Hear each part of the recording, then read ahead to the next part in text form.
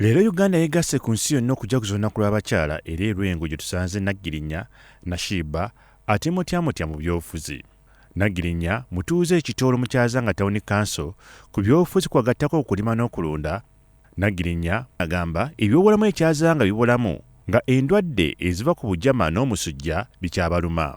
Bwe tusabira gavumenti etuteerewo abalondoola eddagala lyaffe erijja mu malwaliro ga gavumenti libeere nga ddala kituufu bwe libalize libeerayo bwe tutuusayo abaana baffe tufune obujjanjabi. Abamu tutwalayo abaana ne bajja ne batulajanira kansala asifunye eddagala ate gwe n'otoola akako akabadde akalabirira abo okateeka mu muwagizi omwo. Kyazanga erina abantu bangi wabula abazadde tebafudde ku baana ab'obuwala ne beesanga mu bufumbo ate n'okusaba n'endwadde omuli siriimu. Baana baffe abawala bangi bazze bafuna embuto nga teneetuuka. Yinza okugamba nti omuzadde tewandisobodde kukuuma mwana naye ate nga ggwe omukyala olina okukuuma omwana otya mu budde bw'omuwa ng'omubuulirira.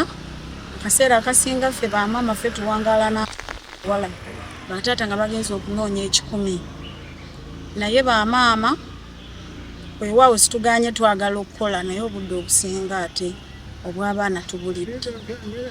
Wadde abazadde bakola, Nagirinya agamba abazadde tebalina kuva ku nkuza y'abaana ennungi ate basomese kuba gavumenti ebyenjigiriza ebisookebwako yabifuula bya bwereere ng'atasobola private teyeewaniikirira. Tugende mu masomero ga gavumenti ge tusobola, His Excellency gatuteereddewo tuteekemu abaana tubagulire ebikozesebwa ebitonotono ebyo kuba muzeeyi yatuyamba ku fiizi naye akasente akatono akagula ebikozesebwa tukanoonyeze wamu awo wengattiramu bataata basuuliridde bamaama naye mbadde nsaba abaami nammwe ekyamazima mutwale obuvunaanyizibwa. Mwana bw'azaalibwa abawaffe babiri maama ne taata naye bw'onoonya ssente ate n'osuula omukyala naye n'agenda okunoonya 10 y'ensonga lwaki abaana abamu toze bateetegekedde.